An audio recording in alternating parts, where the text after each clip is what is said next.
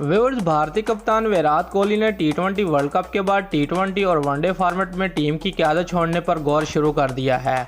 विराट कोहली तीनों फॉर्मेट्स में भारतीय टीम की क़यादत करते हैं, लेकिन उनका मानना है कि इससे उनकी परफॉर्मेंस मुतासर हो रही है। रिपोर्ट के मुताबिक विराट कोहली के बाद कप्तानी की जिम्मेदारी रोहित शर्मा को दी जा सकती है। रोहित शर्मा अपनी कप्तानी में मुंबई इंडियंस को 5 बार IPL जितवा चुके हैं। दूसरी तरफ विराट कोहली ने बतौर कप्तान अब तक एक भी ICC तो क्या IPL ट्रॉफी भी नहीं जीती है। भारतीय मीडिया की रिपोर्ट्स के मुताबिक विराट कोहली टी20 वर्ल्ड कप के बाद इस बात का ऐलान खुद करेंगे।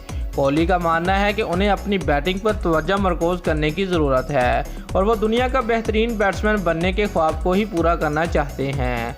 व्यूअर्स, 32 साल कोहली अब तक 95 वनडे मैचों में भारत की क़यादत कर चुके हैं, जिनमें से वो 65 जीते जबकि 27 में से शिकस्त हुई। विराट कोहली की जीतने की शरह 70.43% है। कोहली 45 टी20 मैचेस में भी कप्तानी कर चुके हैं, जिनमें से 27 में से फातिहा रहे और 14 में शिकस्त हुई। दूसरी जानब 34 साल रोहित शर्मा ने 10 वनडे और 19 टी20 मैचों में भारत की क़यादत संभाली।